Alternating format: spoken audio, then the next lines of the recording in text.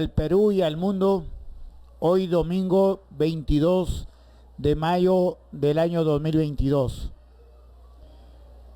Como es de costumbre los domingos, 5 minutos de reflexión con el hermano Jorge Luis Purizaca Ruiz.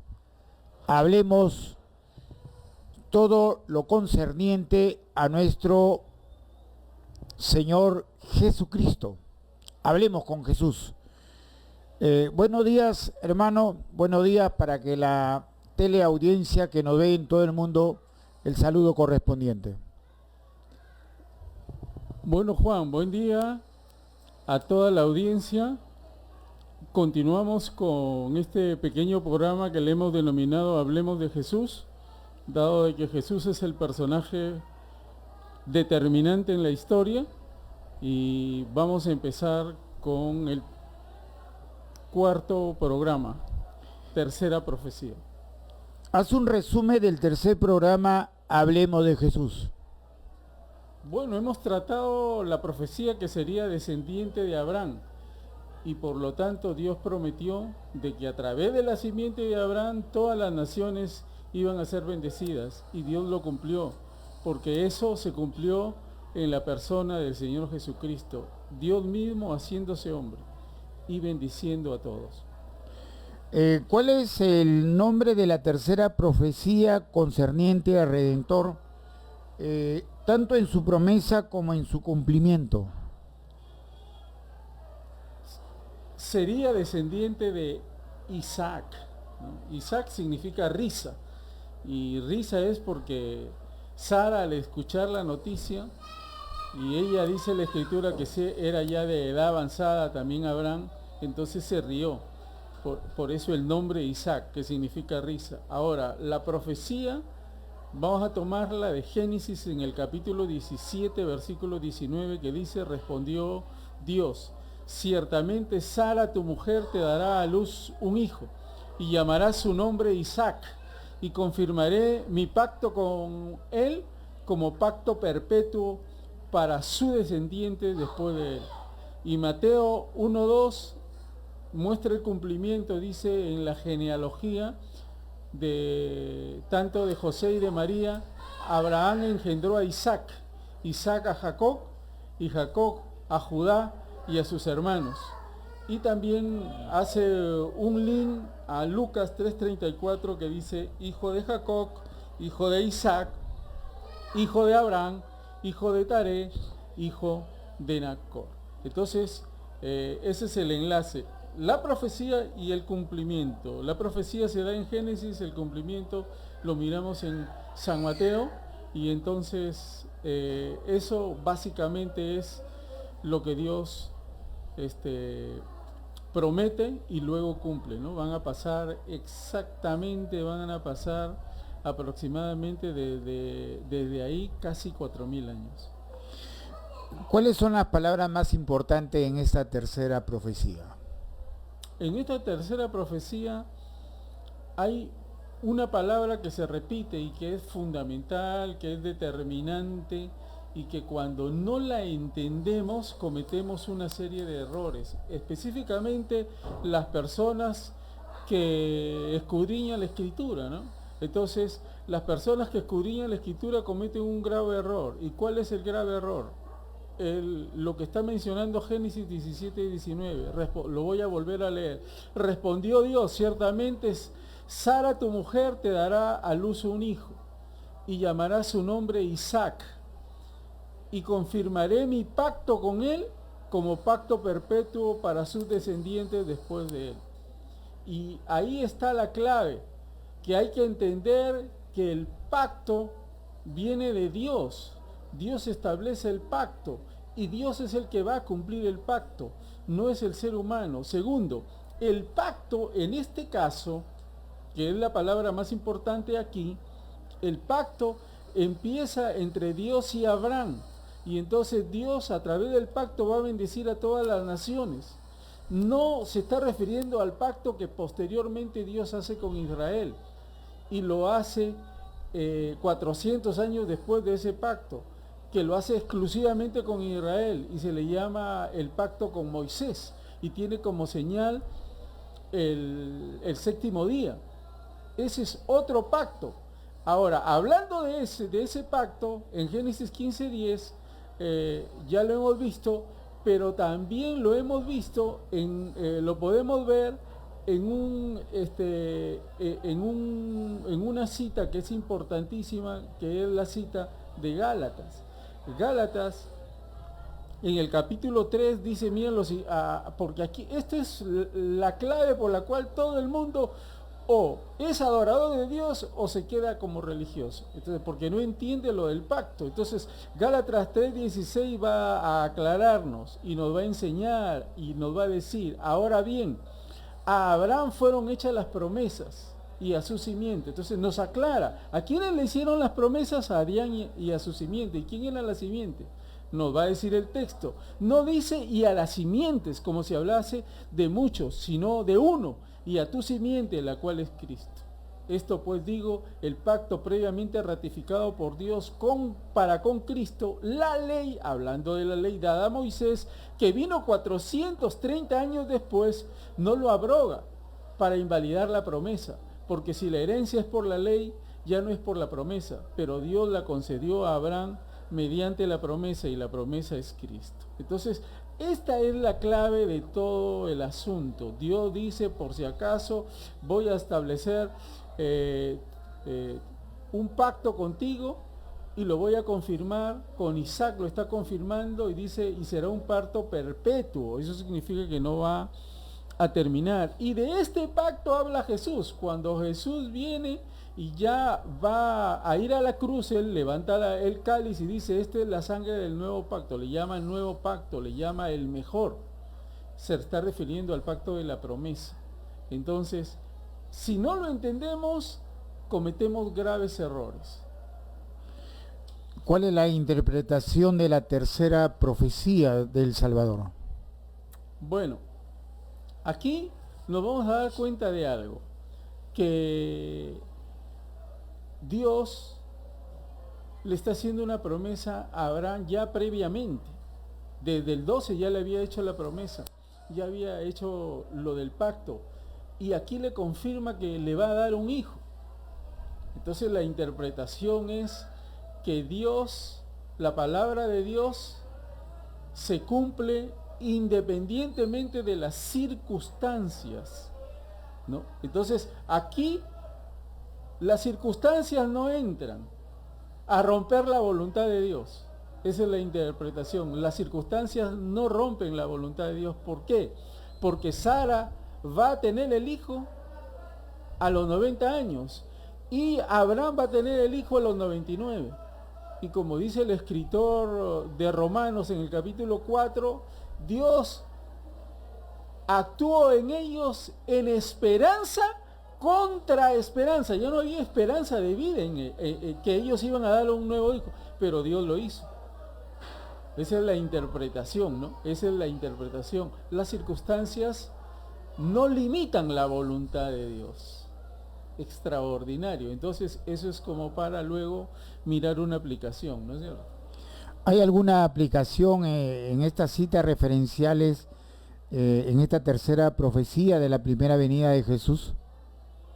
Claro que hay muchísimas enseñanzas, pero como yo digo y te estoy diciendo constantemente, como vamos a seguir hablando de todo esto, entonces eso nos va a dar, tenemos tiempo para mucho, para no cansar, pero sí para enseñar la verdad. Entonces aquí decíamos, la interpretación, ok, que las circunstancias no limitan la voluntad de Dios.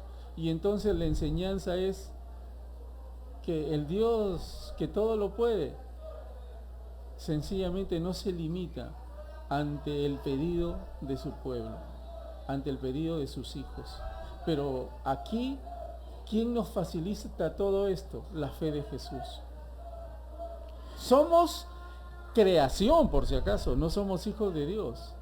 Hijos de Dios lo vamos a hacer por adopción. Dios nos adopta como sus hijos.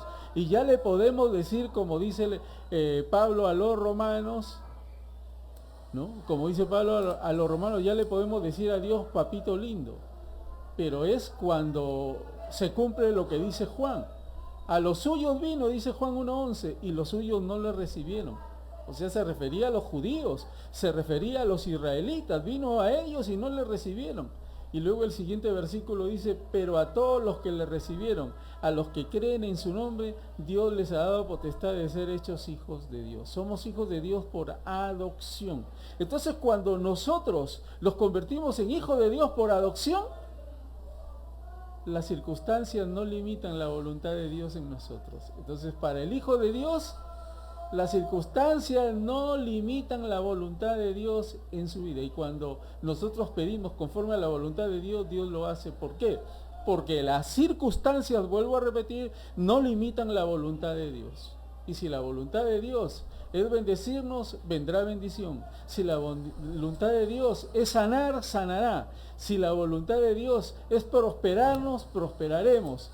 Si la voluntad de Dios es que nosotros ya terminemos nuestro trabajo en la tierra, también será así. Entonces, la voluntad, la enseñanza es, y la aplicación es, que para el Hijo de Dios, las circunstancias no limitan la voluntad de Dios.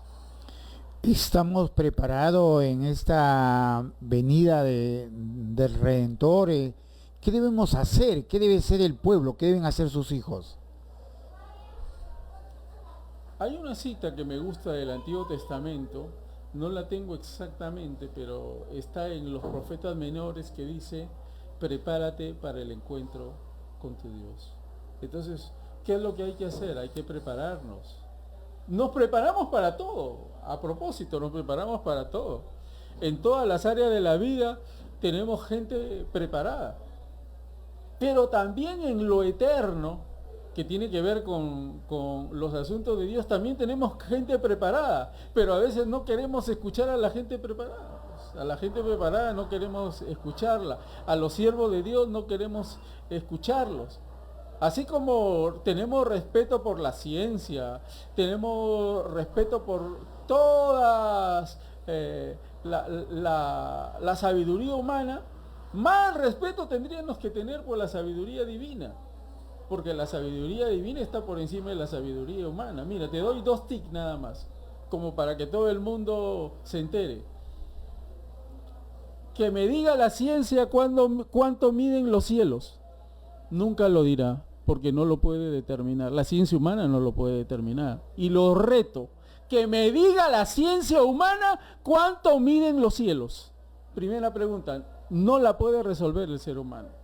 Y segundo, que me diga la ciencia humana cómo es que nunca la Tierra ha dejado de moverse en su movimiento de rotación y traslación. Si nosotros sabemos, nosotros que somos hombres de ciencia humana también sabemos que toda máquina necesita ¿qué cosa? ¿Qué cosa necesita una máquina? Un mantenimiento.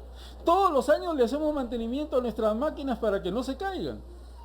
Entonces, ¿por qué la máquina que mueve la Tierra en su movimiento de rotación y traslación nunca se para y le hacen mantenimiento? ¿Se da cuenta? Y entonces nosotros endiosamos a nuestra ciencia humana, que es buena y todo lo demás, pero que tiene limitaciones. Y a la ciencia divina no le hacemos caso. Y los que nos hemos preparado para la ciencia divina no se nos escucha. Entonces, eso quisiera que reflexionemos todos los seres humanos. La sabiduría de Dios está por encima de la sabiduría del ser humano.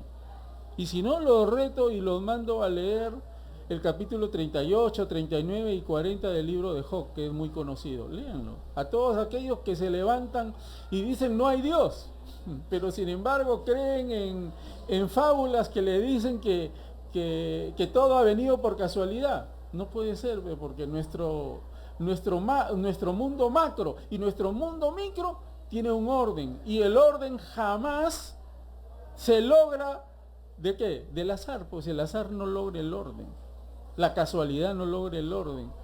Es la mente perfecta de Dios la que ha hecho todo esto y la que ha determinado incluso el futuro.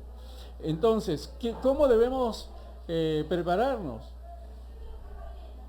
aceptando la fe sencilla de Jesús, nada más. Así nos estamos preparados. ¿Por qué? Porque la fe sencilla de Jesús nos va a convertir en hijos adoptivos de Dios. Y si ya soy un hijo adoptado por Dios, entonces, ¿qué hemos aprendido hoy? Que las circunstancias no limitan la voluntad de Dios en sus hijos. Así de simple. Gracias. Estuvimos 5 minutos de reflexión con el hermano Jorge Luis Purizaca Ruiz. Palabras finales, hermano. Y será creo que hasta el próximo domingo que nos volvemos a encontrar a este mismo horario, en este mismo canal, en el Facebook. Nos encuentran Jayanca Sandoval Solís, que es mi nombre, ¿no? Y en YouTube, Jayanca Televisión. Gracias, Juan. Que la gracia de Dios nos continúe bendiciendo en todo. Gracias. Tenemos una invitación hoy a las 6 de la tarde. Se cumple el primer aniversario de la asociación Jayanca Respira, ¿no? Colectivo Jayanca Respira, un grupo humano que entregó todo para salvar vidas, ¿no? La compra de los balones de oxígeno con sus kits y impulsar, digamos, la instalación de la planta de oxígeno, que es una realidad. Hoy a las 6 de la tarde en la iglesia del Salvador de Jayanca habrá una misa. Señores, de parte mía, ¿no? Antes de irme, no se olviden de suscribirse al canal Jayanca Televisión en YouTube y denle like a este video. Gracias, que tengan un bonito día. Bendiciones para todos. Gracias. Respuesta. Puedes ver otros estudios y suscribirte, porque ahí tengo ya subido toda la carta a los Efesios, que es la carta a la iglesia. Por favor, si usted no la ha visto, lea o mire esas lecciones, porque todos estamos llamados a ser santos. Este canal YouTube, Jorge Luis Purizaca Ruiz junto, así como aparece. Y también apoya, por favor, este ministerio. Y aquí sí voy a presentarte las citas de Proverbios 11, 24 y 25. Dice: hay quienes reparten y les es añadido más. Esa es la aritmética de Dios. Hay que repartir para ser añadidos más. Y hay quienes retienen más de lo que es justo, pero vienen a pobreza.